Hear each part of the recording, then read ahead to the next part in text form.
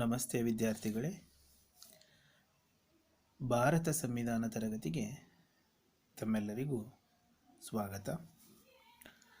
ವಿದ್ಯಾರ್ಥಿಗಳೇ, ಕಳೆದ ಒಂದು ತರಗತಿಯಲ್ಲಿ ನಾವು ಕೇಂದ್ರ ಲೋಕಸೇವಾ ಆಯೋಗದ ಬಗ್ಗೆ ಅಧ್ಯಯನ ಮಾಡಿದ್ವಿ.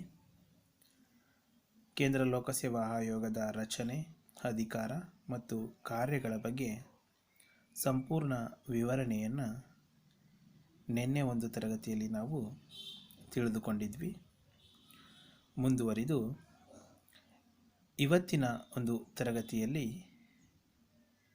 ಕರ್ನಾಟಕ ಲೋಕಸೇವಾ ಆಯೋಗ, ಕರ್ನಾಟಕ ಪಬ್ಲಿಕ್ ಸರ್ವಿಸ್ ಕಮಿಷನ್ ಅಂದರೆ KPSC ಅಂತೇಳಿ ಕರಿತೀವಿ.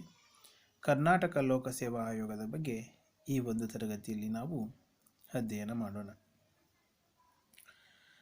ಸಂವಿಧಾನದ 315ನೇ ವಿಧಿಯು ಪ್ರತಿಯೊಂದು ರಾಜ್ಯಕ್ಕೆ ತನ್ನದೇ ಆದ ಲೋಕಸೇವಾ ಆಯೋಗವನ್ನು ಹೊಂದಲು ಅವಕಾಶವನ್ನು ನೀಡಿದೆ.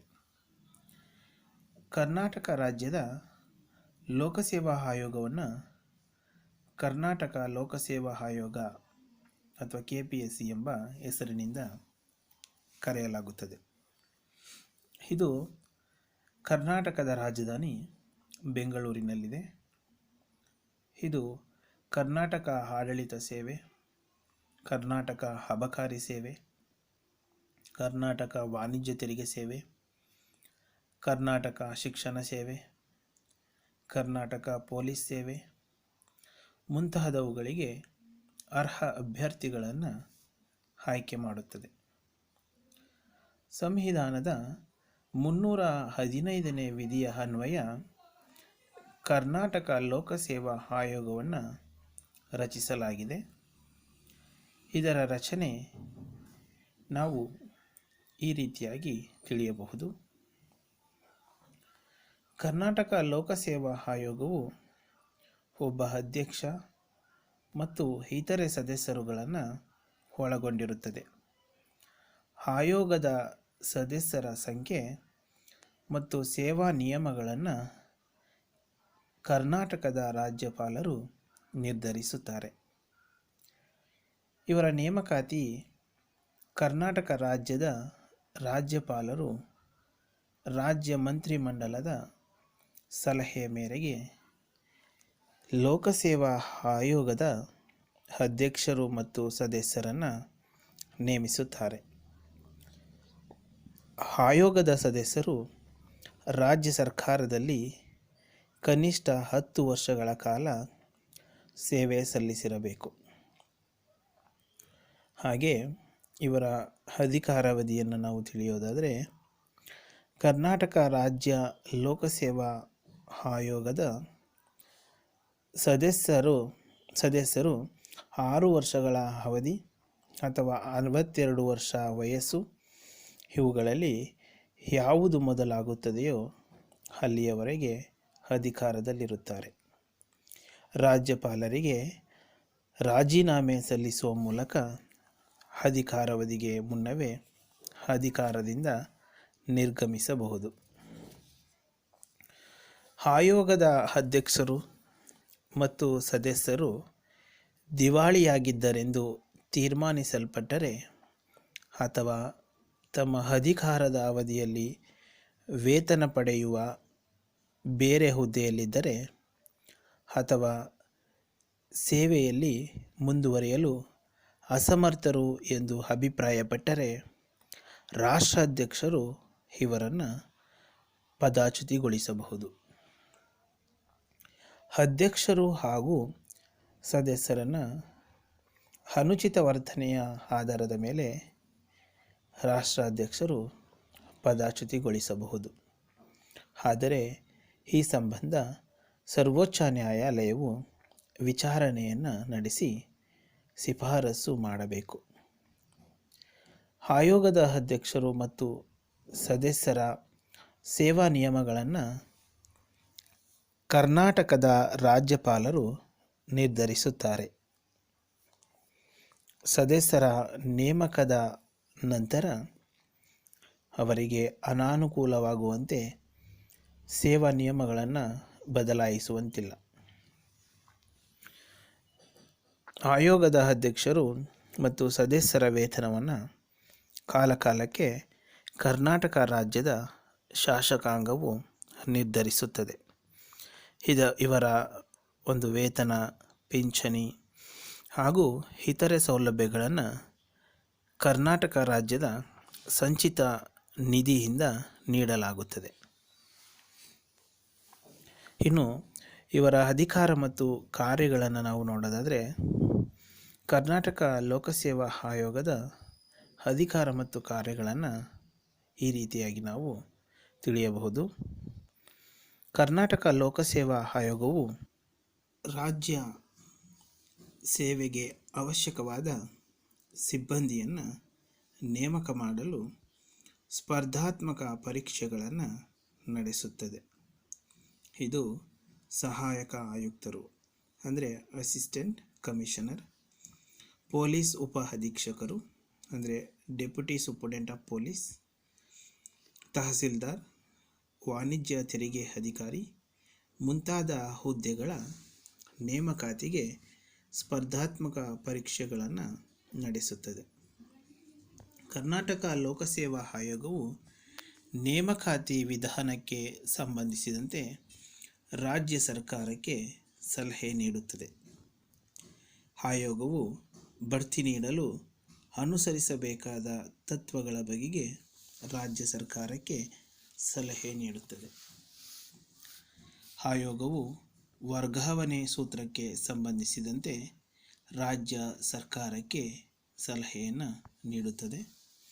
ಈ ಆಯೋಗವು ಒಂದು ಇಲಾಖೆಯಿಂದ ಇನ್ನೊಂದು ಇಲಾಖೆಗೆ ಸಿಬ್ಬಂದಿಯ ಸೇವೆಯನ್ನು ಎರವಲು ಪಡೆಯುವ ಬಗ್ಗೆ ರಾಜ್ಯ ಸರ್ಕಾರಕ್ಕೆ ಸಲಹೆ ನೀಡುತ್ತದೆ.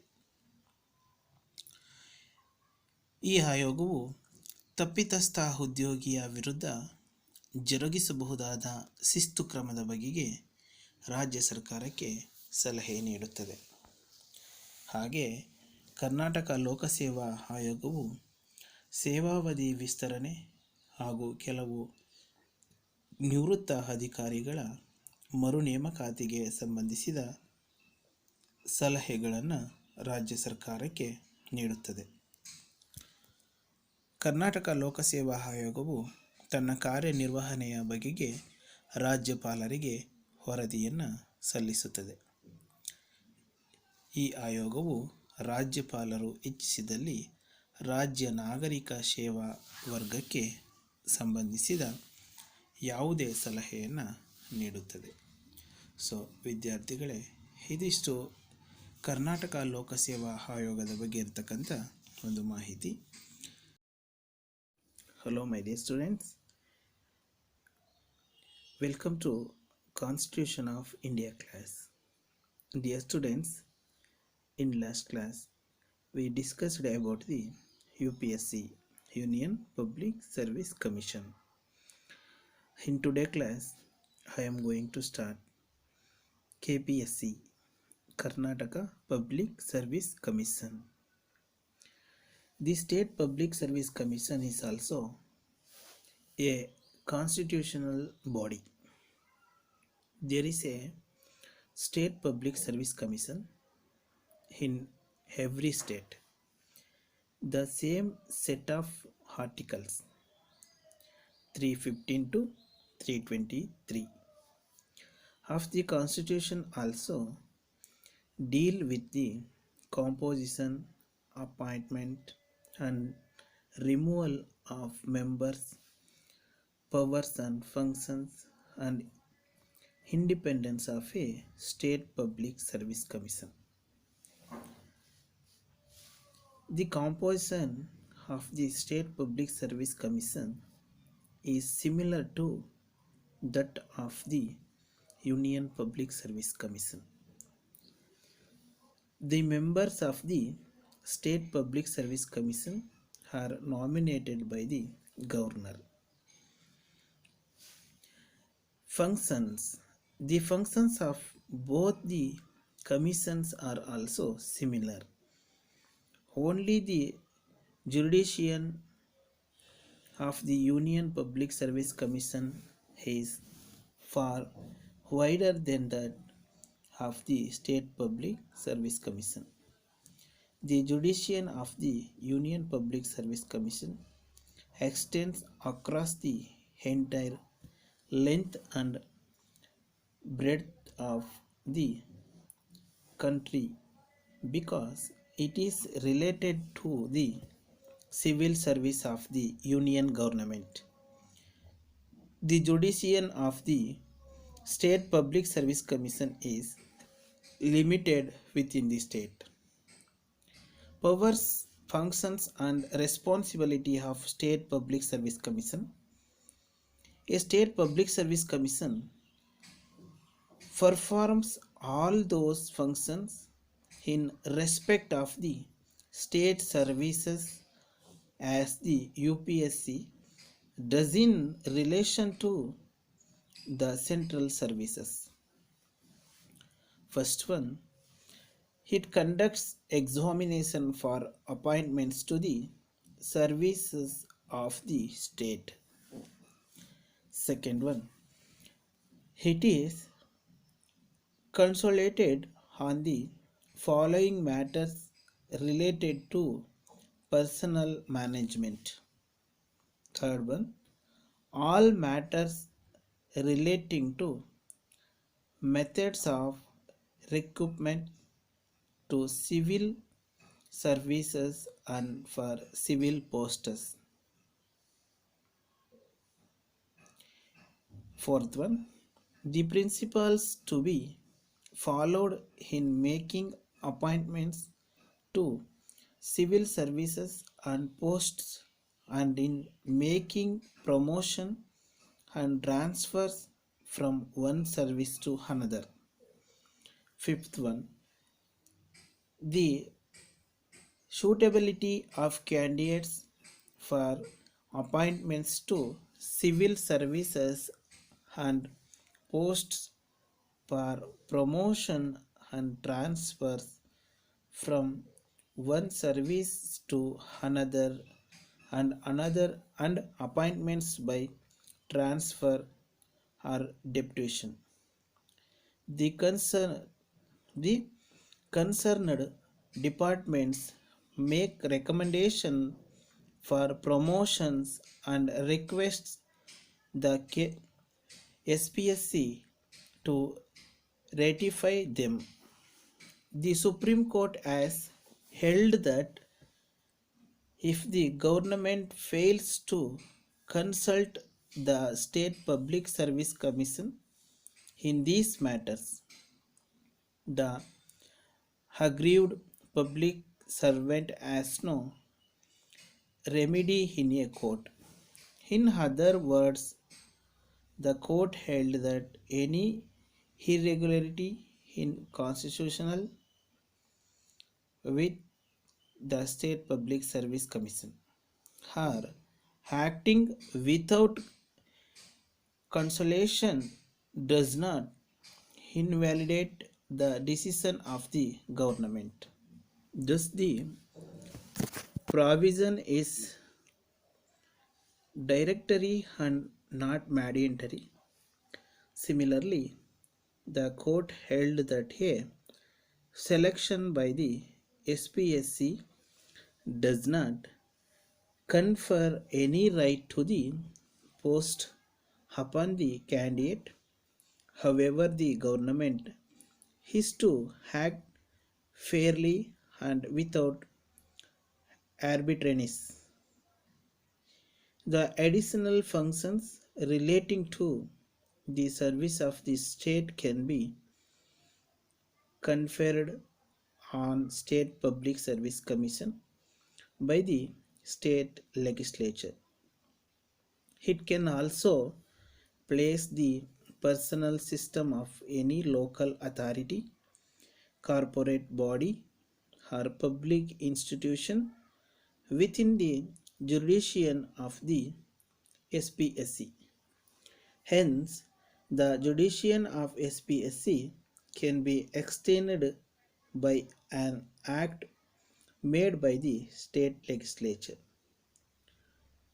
The State Public Service Commission presents annually to the governor a report on its performance.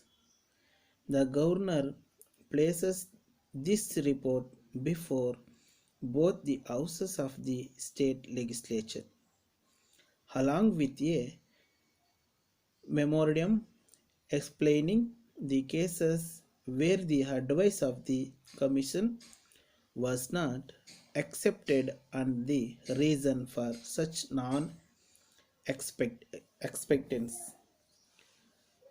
for such non expectance. So ವಿದ್ಯಾರ್ಥಿಗಳೇ, ಇದಿಷ್ಟು ಕರ್ನಾಟಕ ಲೋಕಸೇವಾ ಆಯೋಗಕ್ಕೆ ಸಂಬಂಧಪಟ್ಟಿರ್ತಕ್ಕಂಥ ಒಂದು ಮಾಹಿತಿ. So thank you very much.